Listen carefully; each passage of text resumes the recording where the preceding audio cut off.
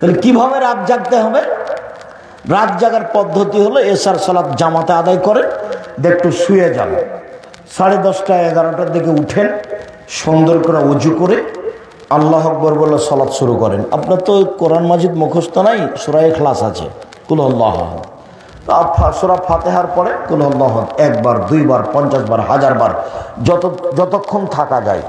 তারপরে রুকু সুবহান রাব্বিল আযীম 1000 বার, যতক্ষণ থাকা যায়। তারপরে সিজদা সুবহান রাব্বিল আলা, যতবার থাকা যায় 1000 বার হোক না কেন। এ হলো 1 রাকাত। এভাবে আরেক রাকাত, এ হলো 2 রাকাত, আর 2 রাকাত, এ হলো 4 রাকাত। দেখবেন 1.5-2 ঘন্টা গেছে। এখন দরজাটা বন্ধ করে দেন, ঘরে যেন কেউ না আসে।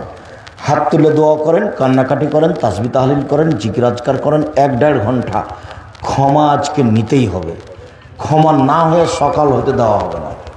আগে তুমি ক্ষমা করো, তারপরে কোনো কথা। খুব চাপ দিয়ে বলতে হবে, আগে তুমি ক্ষমা করো, তারপরে কোনো কথা। কান্নাকাটি করে খুব বিনয়ের সাথে বলবেন আপনি। 1-1.5 ঘন্টা, তারপরে আবার 4 রাকাত, দেখবেন ফজর হয়ে এসেছে। 3 রাকাত, 1 রাকাত বেতর পড়ে নেবেন, বাসায় গিয়ে সাহারি খাবেন। তার নাম হলো রাত্রি জাগা। চাঁপাই নবাবগঞ্জের মতো রাত্রি জাগলে শেষ 10 রাত 5 রাত রাত্রি জাগা হয় না। চাঁপাই নবাবগঞ্জের কি বলেন তো আব্দুর রাজাক সাহেব? ওই সবাই এক জায়গাতে বসে কোরআন মাজিদ তেলাওয়াত করে, জিলাপি খায়, গল্প করে, এইটা চলবে না।